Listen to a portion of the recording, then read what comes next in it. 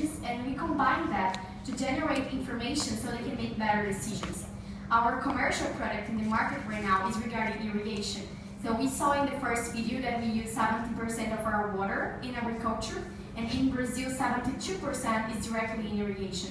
And it's wasted about half of it, because sometimes farmers irrigate during the day where the sun is up and the evapotranspiration is super high, and they don't really know like how much should I irrigate, how much my crops need.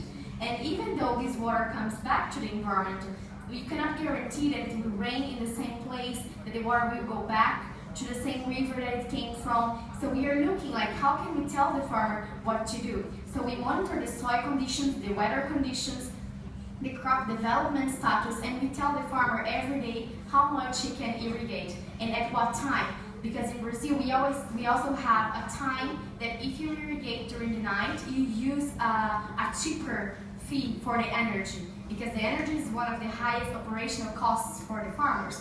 So if we want them to be sustainable and still keep the margin so they can operate as a business, as a profitable business, we have to bring them also a monetary return. So when they follow our recommendations, they can save up to 60% of water, so they start being more sustainable, but they also save energy, and that comes as a cost saving for them. And at the same time, we increase productivity, because if you give to the plants what they need at the correct time, you automatically increase yields, because we irrigate too much, so we take out the nutrients, we got soil erosions. So when we do it in the right way, for each part of the crop, what they really need, we not only save the resource, but we also improve results.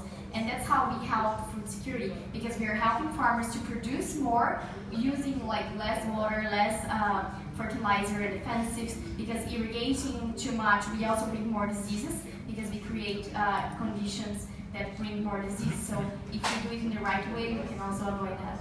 Right, great. I wonder, so we all come from, we now do a business, but we come mostly probably from an environmental background or education. So we have all these long-term ideals, not polluting waters, and not deforesting and preserving the climate. But I know businesses need to think about the cash flow for the next year and the next 5. So I want to ask from a business perspective, can you give us a case, like a typical size of farmer or farm business, and the investment they need to do for your sensor system, and with the reduction of costs for inputs, water, electricity, and increased yields from increased revenue? What's the break-even point? When have they recuperated this investment, or how long does it take? Okay, so like of course the less the farmer does, the best we can improve their results, right? So the more sustainable they already are and more practice they already have, the less we have. But I think baseline business in Brazil, soy farming in Mato Grosso, baseline. Yeah, so for example, we have a case of a farmer that seeds soil and corn, but the case is with corn. And they have 7 central pivots, that is an irrigation system that is circular. And they used Agrosmart last season. The cost was around $20,000 a year for all the monitoring, the sensors, our consultancy and the software. And they could save up to 30% of water. That is enough to supply about 70,000 people every day in the residential use. I don't remember the percentage right now, but the return was around $300,000 for that season. So it's like 3.5 times the investment. First year. First year. Directly back. Directly. So why is BNDES not pushing your technology with 10 billion reais to every farmer in Mato Grosso? So we live in Brazil, right? There is a lot of bureaucracy. In the beginning, we started off a selling business model, and we had problems with financing. So we made a sales, and then the farmer went to the bank, and then the bank declined the credit.